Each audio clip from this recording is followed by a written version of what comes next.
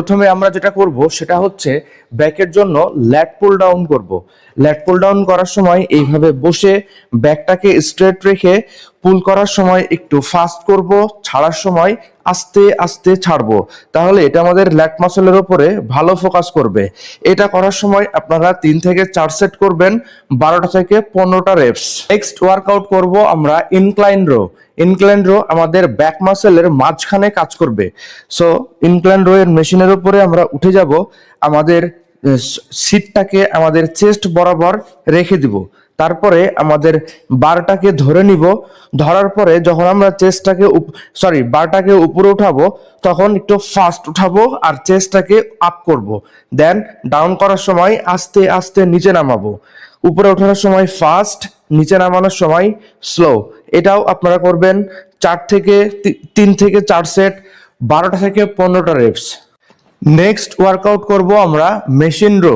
Machine rho করার সময় আমাদের সিট আমাদের লোয়ার চেস্ট বরাবর রাখতে হবে।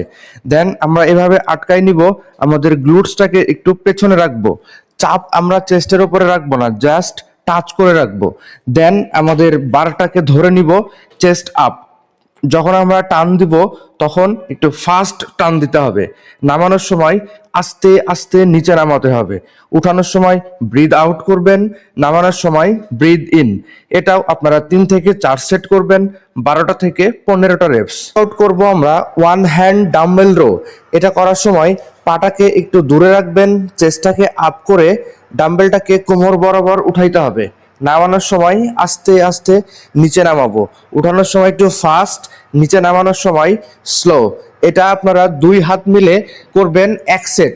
এটাও আপনারা করবেন 3 থেকে 4 সেট, 12টা থেকে 15টা রেপস। নেক্সট ওয়ার্কআউট করব আমরা reverse grip lat pull down. Reverse grip lat pull down করার সময় যখন আপনি গ্রিপ করবেন তখন খেয়াল রাখবেন যে আপনার হাত যেন 10 ইঞ্চির মতো গ্যাপ থাকে এবং হাতটাকে উল্টা করে ধরবেন। দেন ধরার পরে আমরা এটাকে নিচে নামায় ফেলবো। যখন পুল করব তখন এটা আমাদের চেস্টের নিচে নামাতে হবে, বারটাকে একটু ফাস্ট। ছাড়ার সময় স্লো ছাড়বো, আবার সোজা হয়ে যাব। এটা যদি আমরা করি তাহলে এটা আমাদের ল্যাটের উপরে অনেক বেশি ফোকাস করবে। সো এটাও আপনারা করবেন 3 থেকে 4 সেট, 12টা থেকে 15টা রেপস। নেক্সট এবং সর্বশেষ ওয়ার্কআউট করব আমরা কেবল সিটেড রো। এটা করার সময় আমাদের হাঁটু যেন এভাবে সোজা না থাকে, হাঁটুকে একটু বাঁকা করে রাখবো। দেন আমরা চেস্টকে আপ করে রাখবো, হাতটাকে পুল করব নৌকা বাইচের মতো। আর এলবো যেন বড় না হয়, এলবো সবসময় ক্লোজ অবস্থায় থাকবে। দেন আস্তে আস্তে ছাড়বো, পুল করব ফাস্ট, ছাড়ার সময় স্লো। এটাও আপনারা করবেন 3 থেকে 4 সেট, 12টা থেকে 15টা রেপস।